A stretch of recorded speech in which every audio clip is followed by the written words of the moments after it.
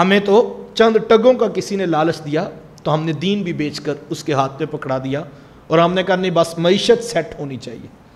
کتنے لوگ آج ملک پاکستان کے اندر جو محض اپنی معیشت بچانے کی خاطر روٹی کے ٹکڑوں کے عوض میں اپنے پاسپورٹ پر اپنے آئی ڈی کارڈ پر مرزئی لکھوا لیتے ہیں. مرزئی ختم نبوت کا باغی ہے, حضور اسلام کا گستاخ ہے.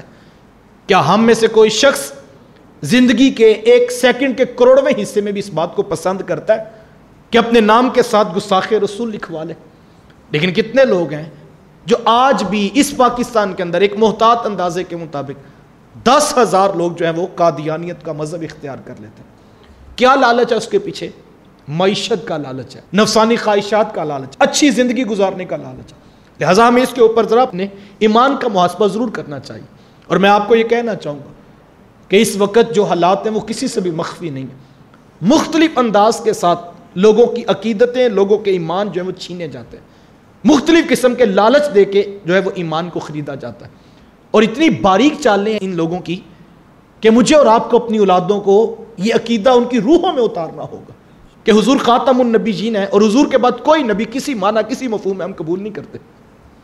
اور ہمیں اس عقیدے کے اوپر استقامت بھی مانگنی چاہیے اللہ سے, اور دوسرا محنت بھی کرنی چاہیے کہ اپنی اولادوں کو یہ کانسیپٹ ہم بلڈ اپ کر سکیں اور ان کو بتائیں کہ بیٹا روٹی ملے نہ ملے, ٹکڑا ملے نہ ملے, معیشت بچے نہ بچے, گنبد خضرا کے مکین کے ساتھ بے وفائی نہ کرنا.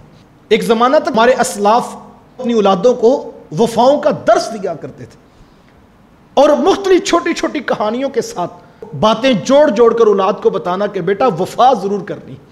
ہمیں اچھی طرح یاد ہے بچپن میں یہ کہانیاں سنا کرتے تھے کہ بڑے بزرگ فرماتے کہ جو ہے وہ ایک گھر کے اندر ایک چور داخل ہوا اور اس نے گھر کا سامان لوٹنا شروع کیا. کبھی کوئی شے اٹھاتا, کبھی کوئی شے اٹھاتا, تو اسے کوئی پتہ نہیں لگ رہا تھا, رات کا اندھیرا تھا. تو ایک شے پر اس کا ہاتھ پڑا تو اس نے چکھ کر دیکھا تو وہ نمک تھا. تو جو اس کے ساتھ جو ڈاکو لٹیرے گھر میں داخل ہوئے تھے تو اس نے فوراً ان کو کہا کہ اس گھر کی کوئی شے نہ اٹھانا اور جلدی سے باہر نکلو. وہ سمجھے کہ شاید کسی نے مخبری کر دیا یا کوئی خبر مل گئی ہے, تو اس نے کہا بس سب کچھ چھوڑو اور فوری طور پر باہر نکلو اور کوئی شخص یہاں سے کوئی شے نہ اٹھائے. خیر وہ جلدی جلدی نکلے اپنی جان بچا کر. تو جب باہر آئے تو انہوں نے اپنے اس دوست سے پوچھا کہ بظاہر تو ہمیں کوئی ایسی شے نہیں نظر آئی کہ حالات اچھے تھے, لوگ بھی سو رہے تھے, سامان بھی کافی تھا, لیکن تم نے ایک شے بھی نہیں اٹھانے دی بلکہ جو کچھ اٹھایا تھا وہ بھی واپس کرنے کا حکم دیا. تو کیا کوئی خطرے کی بات تھی؟ اس نے کہا نہیں. اور تم نے ہمیں جو ہے وہ باہر کیوں نکال لیا؟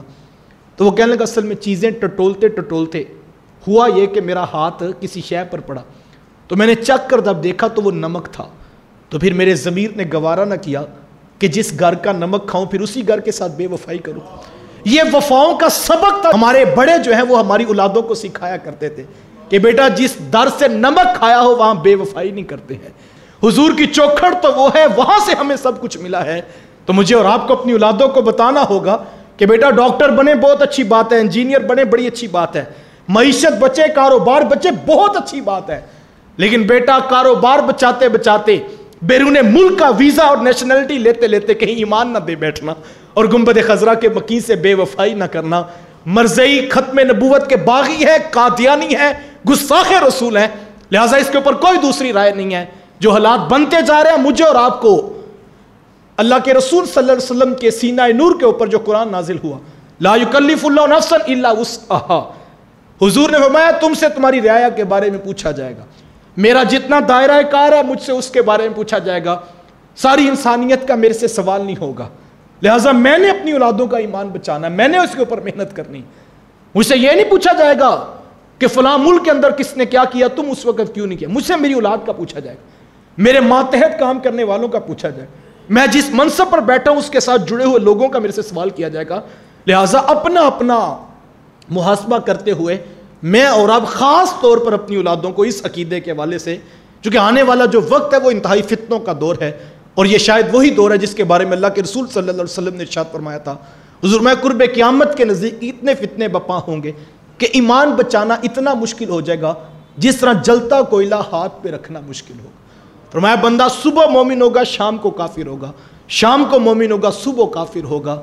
ایمان بچانا اتنا مشکل ہو جائے گا جس طرح جلتا کوئلہ ہاتھ پہ رکھنا مشکل.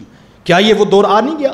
آئے دن سوشل میڈیا پہ نئی سے نئی خبر آپ سنتے ہیں کہ فلاں شخص نے جو ہے وہ فلاں مذہب قبول کر لیا، فلاں شخص نے فلاں دین قبول کر لیا، اور فلاں شخص نے اپنے نام کے ساتھ یہ چیزیں لکھوا لی ہیں، اور وہ بھی بیرون ملک چلا گیا ہے. تو لہٰذا مجھے اور آپ کو اپنے ایمان کی حفاظت کرنی ہے.